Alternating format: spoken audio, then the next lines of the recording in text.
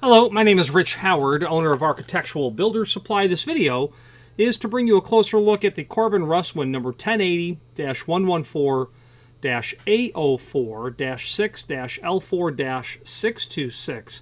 These are the two boxes that all of that came in, and one of them is the mortise housing, which is this box. That's the 1080 part of the part number.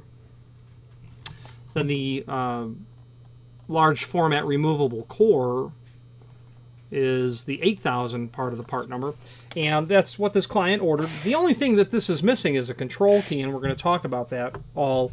So the mortise cylinder housing, the large format removable core, interchangeable core.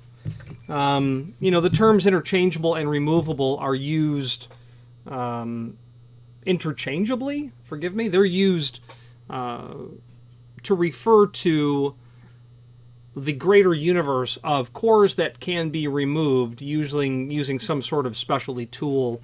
The research, the studying that I'm doing currently by a leader in the education of large and small format theory, basically is saying if it's best Falcon Arrow, if it's best or any of its clones or derivatives, we're calling it small format interchangeable core. It is physically smaller, there's no question. It is a figure 8 design that each lobe of that 8 is of equal size. Large format, or if you're Schlage, full size interchangeable core, is what we're referring to as removable core. There are definitions of each that can help kind of lead you to say, well, if it's small format, we'll call it interchangeable. If it's other than that, we'll call it removable core. It's an interchangeable core, and the nuance is how the words are kind of used. You can use a word in two different instances, and they infer or mean two different things, kind of, or two different possibilities, and are not appropriate when used otherwise. In this case, the term interchangeable or removable, if we're talking about a noun or a verb, those terms apply, but we're using those terms to help define a platform or a technology as well. So if it's small format, the term is small format. It would be a small format interchangeable core, or SFIC. If it's anyone else, speaking of domestic manufacturers or European as well, or Asian as well, removable or large format interchangeable core. Everybody calls it large format, and it was Schlage actually who coined the term small format, because small format cores that we call them today were known as best style cores, and Schlage, from what I've gathered, their marketing department preferred not to refer to that platform or technology by their competitor's name, so they coined the term small format, and they then gave their technology the term large. They gave their technology. They gave their technology the coined term full size, rather than large format. They felt, from what I understand, that the term large format may have made people think, oh, that's not the right size. It's the wrong size. It's not. It's small. It's not large. It's small. So they coined the term full size. Only Schlage uses full size. The industry uses large format interchangeable core to describe a Corbin Russwin core. Now, there's lots of things fun about Corbin Russwin interchangeable cores, and that's because you can do these in the standard like this. That's going to have a separate control shear line in chambers 2, 3, 4, and 5. They can do it in high security, which is their interlocking M-Heart. It was called M-Heart. Now, it's unclear to me at this moment if I were to send them a PO, if they'll actually send me, when there's not an existing system, if they'll send me that technology. I've ordered Master Ring recently, and there was not an existing installation in place, so they may send high security, but I actually doubt it, given what I see that those are being sold for in the secondary market, very expensive. Those had control chambers in 2 and 3, and you would use non-interlocking pins. I believe Pyramid and Access A03 has control chambers in locations 2, 3, and 4. Don't quote me on that stuff. I'd have to just look at the manual. I've read it 50 times. I just don't recall. The standard, though, is chambers 2, 3, 4, and 5. Now, this did not come with a control key because I didn't ask for one. However, this is an O-bitted blank, which means, or a 1-bitted blank, which means your control cut, I think, is going to be 133331, I think, and we'll look at the manual to see if we can discover that. This sort of technology is governed by a brass spring cover that is staked in place after you do your combinating. And I'm not going to go into combinating this, although I can speak to you at length on this. We can talk to you. We can do the combinating here as well. But this is a large format removable core where a secondary shear line is created. So there's the shear line between the plug, just to talk on it for a minute. There's the plug shear line, and then there's the control shear line, which is up above. And that distance is equal to a zero buildup pin. Well, a zero buildup pin is a zero buildup pin where you then have +1. Well, you can call it +1, +2, +3, and so on, but it would be 1, 2, 3, and so on. Down here is -1, -1, -2, -3, and so on. The zero buildup pin has an actual thickness if you measure it with a caliper, and that's the difference between the two shear lines. And when you insert the control key, you will be able to retract the control lug, and it will satisfy the shear line at the control lug, but also the shear line between the plug and the Bible portion of the cylinder, so that it all rotates. And you would rotate this clockwise about 15 degrees because the control lug is on the right side of the unit as you look at it. Not everyone's control lugs are in that position, but Corbin Russwin's is. We'll talk more about that in a moment. I'm not able to stick this into the cylinder because I don't have a control key. If I did, I would insert the control key, turn it to the right or clockwise a little bit. I'd pull that lug back and be able to insert it in. So let's dissect the part number. The 1080 is, of course, a reference to the Mortise cylinder housing. This client has specified 1.25 inch length from the underside of the head to the back of the cam is 1.25 inch. And that cam is the A04, and we'll get to that in a moment. This is a typical 1 5/32 diameter, 32 threads per inch. That's considered ultra fine, or UNF, I think it might be called, or UNS, I believe it's called. That thread type is specifically intended when you have a very thin amount of material that you're going to thread something to. A thin amount of material would be like the plate or the cover case on a mortise lock, very thin. So that's the 1080 removable full size, or I should say large format removable core. The 114 is the length, the A04 is the cam, and we're going to switch to the screen view in a moment to look at the supporting documentation for that cam. The 6 means that it is 6-pin, and that's what we've got going here, and that it is an L4. This is an L4 keyway. This key blank is a very typical and common. It would be your L4-6-pin-10 is this part number, because it has a standard embossed head and blank on the other. It has the keyway there, and then of course the L4 is the keyway, and that's their standard keyway. Finally, 626 will be a reference to the face on both of these items. So let's switch to, oh, sorry, there's also a cylinder collar. Forgive me. A spring-style collar. It's going to allow you to get that installed. 1.25 inch with a spring collar. Not sure what this is going on to. That cam is going to be a tip, though, that's for sure when we get to that. That skinny little cam. When we get that collar installed, that's going to bring us down to about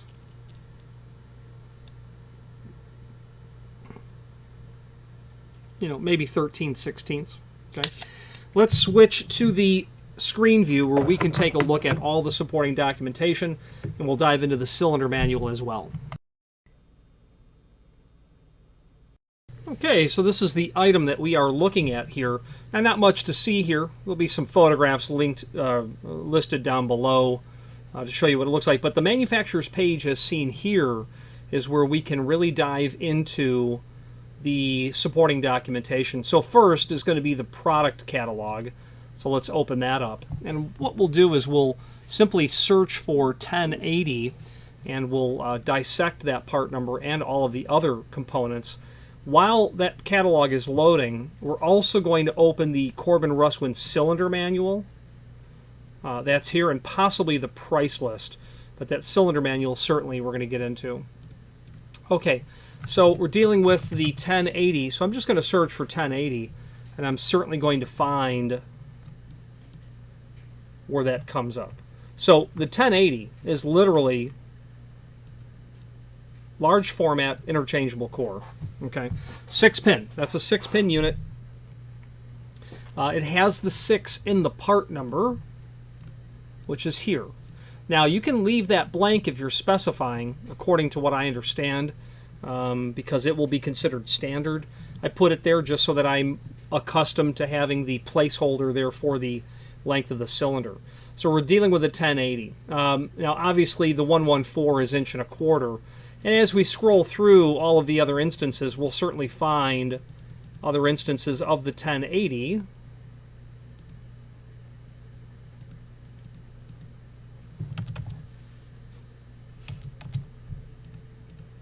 And other area, and you'll find it listed in all of those areas where it's recommended for use. Okay, so it's just literally a removable core mortise cylinder. Then you specify the length, and of course you can do different lengths of the material as well. So you know, as you scroll through the catalog, you're going to bump into the 1080 as it pertains to different pieces of equipment, like an alarm bypass, like exit device trim, like a mortise lock, etc. Okay, and as you get into the different sections, you'll find the appropriate applications. So I don't know what the client's really using this for, but as we get through the catalog enough, and I don't ever remember where they put the chart of cylinders, well, here it is. Well, as it pertains to the ED7000 series exit device, but a really handy way to see, you know, lengths of what's available, etc. Now the A04 is the cam on this job, and I don't recall what that is. And so all I do is a find function on the keyboard. I type A04, and then I will eventually get to it, unless I just remember where it is. So this client asked for an A04. That means that they have a DL4000 series mortise deadlock. I believe that is that small format, pardon me, that small footprint mortise case deadbolt. Okay, DL4000.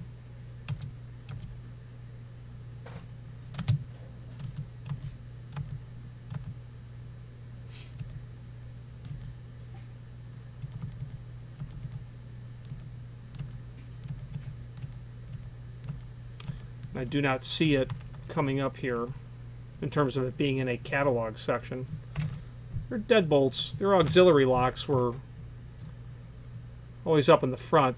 That might be because it's a DL4100. Let's get to the DL4100. Yeah, that's what it's going to be used for. They ought to list the cam available, or the cam required for this in here.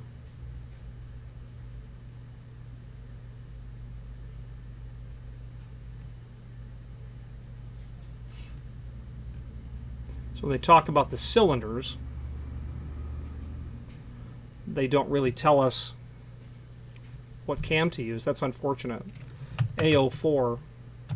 So you need to get to the table where they list the different cams so that you can then make a decision of what you require. We happen to be in the Access 3 section.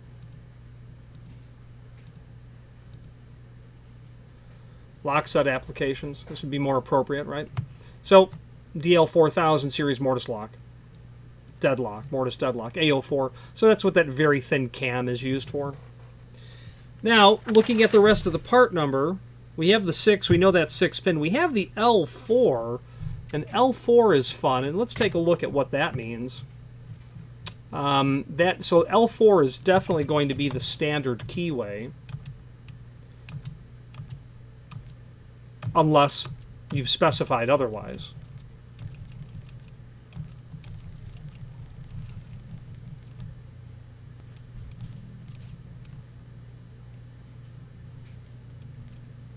Okay, so let's do this.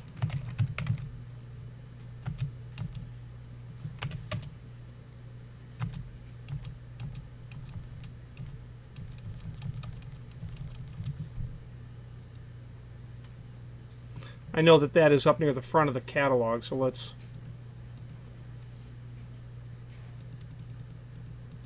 get to that area. Okay, and I did locate the document I was looking for. What we're talking about now is the L04, and the L4. So the way that the key blank is structured is L4 dash length. Now, I had said this is a dash 10. That's because it's a standard bow with a coined logo, and the other side is blank. Blank both sides is a dash 11, but you will have the other side blank and a dash 10. Dash 12 is not uncommon, the do not duplicate. Okay. I don't recall doing really much dash 11. You would do dash 11 if you did not want any sort of visual identification other than the absolute shape of the bow itself, tipping off clients of what the manufacturer is of the key blank. Speaking of that bow is actually an amalgamation of different key blanks that existed over time with Corbin and Russwin. So now we've talked about the L4. See pages 31 to 40. And let's scroll down to 31 and 40. And by the way, that chart is on the 824th page of this document. So pages 31 to 40 are going to be an interesting dive into the world of Corbin Russwin. This is really just the on-ramp when it comes to their keying systems. And the reason I say that is because this is high security, by the way. It was under the name M-Heart and has interlocking pins. Absolutely awesome. Pyramid, Access 3, or other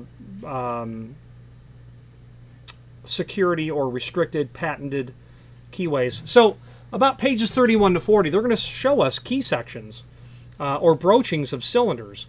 Corbin, the company that we know today as Corbin Russwin, used to be the American Hardware Corporation, used to be Russwin, used to be P.F. Corbin, used to be Russell and Irwin, used to be Corbin and something manufacturing company. They're two brothers, Corbin, and they had a partner initially, and he sold out very, very early on. And then it was named P and F Corbin. Philip and whoever is F Corbin, I forget. So the point of all of that is, over the 170 years of evolution of Corbin, what now is Corbin Russwin, there's a lot of keyways. Now, pin tumbler keys, pin tumbler cylinder construction wasn't really happening until about 1890 or so. The 1880s. In the couple of decades after the Civil War. And these pages 31 to 40 will show you common keyways. These are restricted, so they're not showing what those broachings look like. The point of showing this to you is to make you aware of, okay, this is an L4 keyway. This could have been any keyway. This happened to be L4, which is the stock standard. Okay, the L4 is the stock standard. It's part of a small multiplex structure. Now, I had said earlier that this is the on-ramp. Corbin Russwin has several sets of dimensional standards for bitting or cutting keys. If the wrong specs are used, it's not going to work, is the bottom line. That's because over the decades and decades and decades, there have been several standards that they have used and then evolved away from. Now, the absolute ultra deep dive when it comes to Corbin Russwin is that cylinder manual. The cylinder manual is a bit out of date because it does not have pyramid nor Access 3 in it, but it has, if you're looking for technology that is the year 2000 and before, this document is everything you ever needed to know about Corbin Russwin. If you deal in a Corbin Russwin environment, you will want to read this probably twice, and then tab those areas that you'll have to draw back onto. The reasoning is because, and these are those three bows, you've got your Corbin, you've got that old Russwin, you know, that's the real old Corbin. So all elements of all three of these bows were morphed into the current bow that we see now. You know, if you study these, you can kind of see where they're getting that all from.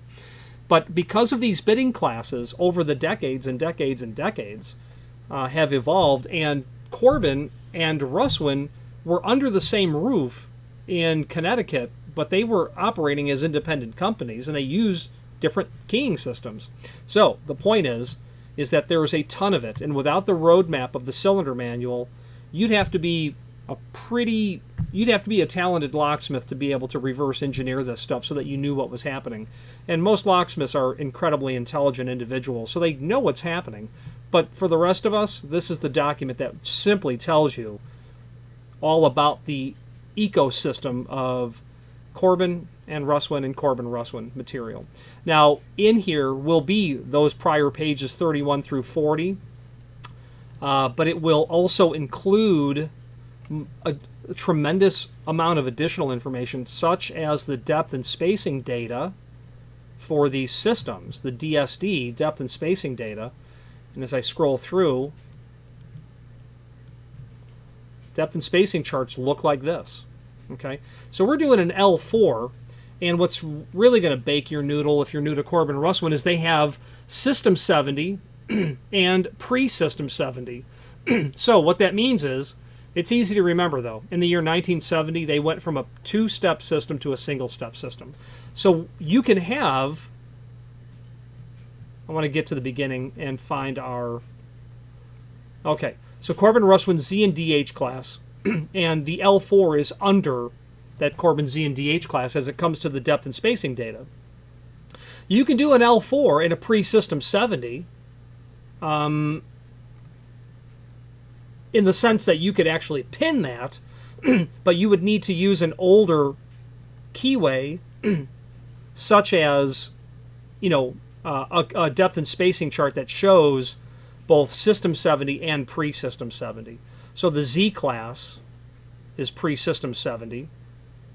The DH class is Pre-System 70. X class is System 70. Oh, this chart is for System 70. But then you can do X class and Pre-System 70. So you now you not only have to know the keyway, but you have to know, are you doing a system pre or System 70? And it's just the steps. It's a 6-step. It is a 6-step, or what we call a single step. Forgive me. It's a single step when it is System 70, and it is a 2-step when it is Pre-System 70. So this document, and I've scrolled past so much important information when it comes to the history of these key systems, that I will leave it up to you to decide whether or not to research this further. That's that interlocking pin, and that's the funny key that works that. Really neat if you want to look up the history of some of this material. And speaking of that, there is a lot of information here regarding master ring as well as their interchangeable core, which is what we are looking at. So Corbin Russwin has interchangeable core starting here on page 27. This is going to teach you literally how to combine the core that's on my desk. Okay, now I had mentioned earlier control key for obitted cores, so it's a 113311, not what I had said earlier. Okay, that makes sense. So it's a 11331. So this client is going to need to, when they combine this, create themselves a control key, but if they just needed to get that cylinder inserted into it, they would have to cut themselves a 11331 control key.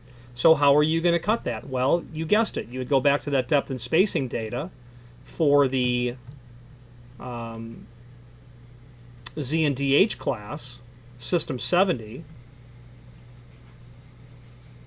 Okay? And you're going to use your key origination machine, your Fromen or your Blitz machine, and you're going to cut yourself a 113311. And this is the data to use it, to use to do that. So these depths here would be appropriate for a Fromen user because you're not using a code card. But if you have an HPC, you'll want the CX6A card, and that will then tell you what cutter that you need to use, what blank to use, in fact. But we already talked about the blank. It's an L04 6-pin-10. Back to combinating this sucker. Corbin Russwin uses a system of build-up pins, and it probably seems quite foreign initially, but it's really easy after you get the handle on it. And I'm not going to go into that, but you will need build-up pins in your control chambers to reach that second shear line, the control shear line. This saddle type is their prior design from 1971 and 1985. I've never seen one of these, and I've been told by people who have serviced them that they were quite, at times, frustrating the service because this saddle did not align very well. So they literally moved that to this control sleeve scenario. Okay. Now, you would read this. Literally, you would read all of this to determine how to combinate this. And it's really simple and straightforward. And, that concept of a build-up pin is, if you're familiar with small format, it's the same idea. You have to get pins in the control chambers to reach that control shear line. It's the same concept. But the rule that you apply is just simply different. And Corbin Russwin is the only system that I'm aware of that uses a plus or minus build-up pin. But it's really simple and straightforward. And it's literally illustrated right here. Okay. If your control and your operating key are the same cut, you'll use a 0 build-up pin because that finite distance is equal to a 0 build-up pin. If you have a control cut that is deeper than your operating key, it'll be a plus build-up pin. And if that control cut is shallower than your operating key, it's a minus build-up pin. Done. Period. Now you know it. Study it a couple of times and you're good to go. That's all there is to it. Study this chart, you're good to go. Non-control chambers don't use a build-up pin again.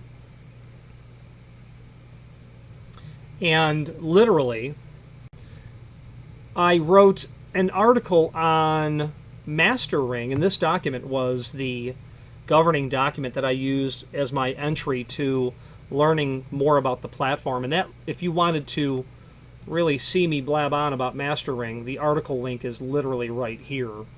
It's unfortunately far too many words over far too many pages, but it represents the most comprehensive offering that I could put together regarding the technology of Master Ring. Okay, let's wrap up this video on camera, but before we do so, the link to the manufacturer's page, here, Master Ring article. If you wanted to see what Corbin was doing in 1895, there's your 1895 catalog. If you wanted to see what they were doing in 1905, there it is. Really fascinating stuff.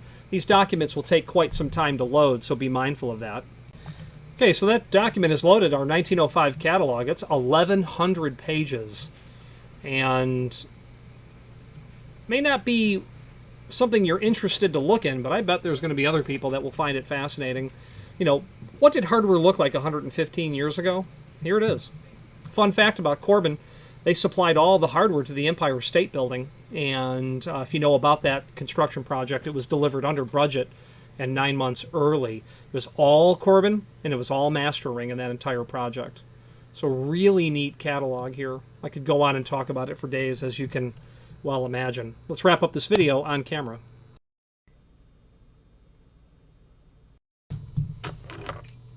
And I think it's certainly true that people like or enjoy or aren't intimidated by a hardware line that you're familiar with. Because of my research into the Master Ring article, I've become familiar with Corbin Russwin substantially more than I would have otherwise. So to talk about this technology, and plus, coincidentally at this time, I happen to be studying large format interchangeable or removable cores for a upcoming ALOA locksmithing exam. So I happen to be making this at a time when I very much understand this cylinder and its associated products. Okay, I'm partial to Corbin Russwin subjectively because I am more familiar with it. And that would be true of Schlage as well. Less so because of Sargent, only because I'm less familiar with it. But objectively, it's hard to discount a company that has been faithfully producing material for 170 years. And I liken Corbin Russwin to Microsoft in the sense that Microsoft has to keep supporting software that's years and years and years old. All the hardware that's manufactured, all the different pieces of hardware, their software has to work on. So it's quite a chore. For Corbin Russwin, they've got these key systems that go back several decades. Well, they need to continue to support that material because they have epically large, huge installations of hundreds or thousands of cylinders that if that client can't get service on the master ring cylinder, there's a hospital in eastern Pennsylvania or somewhere in that area that has a whole mess of these installed. If Corbin doesn't supply that material, the client's probably going to conclude, let's get all this Corbin Russwin out of here, let's replace it with somebody else. Yeah, they don't want that, nor would anyone. So I liken them to Microsoft in the sense that they do a really great job at just making everyone happy, to keeping support going for that material. And there you go. This would be an example of something quite garden variety. Okay, if you do work in Corbin Russwin environment, that cylinder manual is the single most important document as it pertains to a manufacturer's keying system that exists of all manufacturers, in my opinion, for published data. I would love to see what other manufacturers have that are not published. But in terms of published data, everything is there except the profiles of their restricted keyways, which, of course, no one would ever publish. Any questions on this 1080 with its removable core, Corbin Russwin, or any other Corbin Russwin product, please feel free to reach out to us. And thank you.